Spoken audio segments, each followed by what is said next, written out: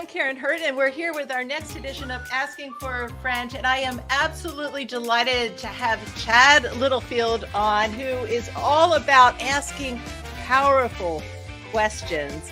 And so delighted to have him here with us today. So, Chad, welcome to the show. Thanks for having me. Super lovely to be here. So I have to start asking a question that I know you have been asking a lot lately and thinking about, which is, what are you curious about right now? Yeah. Okay. So this is lingering underneath my desk. I like this question quite a bit. It matches your shirt too. It does. I think the reason that I like it, actually, wow, this is really unprepped. The fact that we didn't prep this and this is sitting here. So this quote: "If you can let go of passion and follow your curiosity might just lead you to what you're passionate about." It's my favorite quote to share with somebody who's like figuring out their life in college or something. I am super curious about comedy right now. I have been binging stand-up, following like Dave Chappelle's work. It's such an interesting art of public speaking and just watching how the very like distinct and different styles, right? Jerry Seinfeld like scripts his stuff out like meticulously word by word. Dave Chappelle shows up for huge shows without having really thought about it much, because obviously that's not true. He's thought about it very deeply and played things. But I've been really curious about stand-up and following that and what makes something funny, what doesn't. As we've been transitioning back to more in-person events, clearly I brought a lot of new content to the keynotes and training over but Zoom, where everybody's been on mute when I'm delivering a story or something.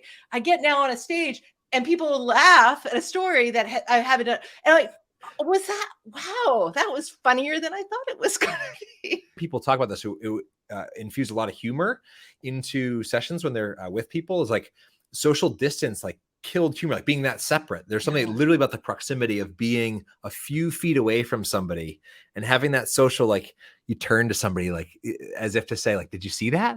What? And I think there's something to that. There also, many years ago, another friend, ironically, first name Garrett, gave me a book on comedy and tried to break down why things are funny. When you're traveling along, there's a story, there's some scenario, there's something that's happening kind of at this trajectory. And you imagine that because it's going this way, it's going to continue going this way. And humor is when something goes this way, when it like takes a dive down. So I don't know if that's true or not, but I think there is something to be said. I do think so. That's a lot of it, isn't it? You talk about in your book, and I thought it was very practical. You say, stop asking why questions, change your why questions to what and how questions. So first of all, let me ask you, why should we stop asking why questions? So why should we stop asking why questions? So let me toss this back at you as a what question. What do I have to do now that you've asked me? Why do you tell people to stop asking why questions? What do I have to do? You have to defend your statement. Yeah, I got to defend, I got to rationalize, I got to justify. Why is this very scientific question? It asks for the rationale and the reasons. And so if I turn up late to something, say I'm 10 minutes late to a really important meeting, and I walk in and my boss, I guess I don't have a boss, but walk in and my boss looks at me and I know the question's coming. Why are you late? What have I been thinking about for 10 minutes, right? I'm thinking about why I'm coming up with my excuses. I got my list. And so by the time you ask me why, I'm like, ready to justify and defend and rationalize right back to you. That is one reason. And it's a very like deep reason that we could spend a whole other side chat about. My favorite reason though, of why I invite people not to ask why questions. And specifically, the advice is not always don't ask why questions. The advice is actually ask questions that begin with what or how. Okay. And the reason that I invite people to do that is, and my favorite reason is that it actually rewires the brain.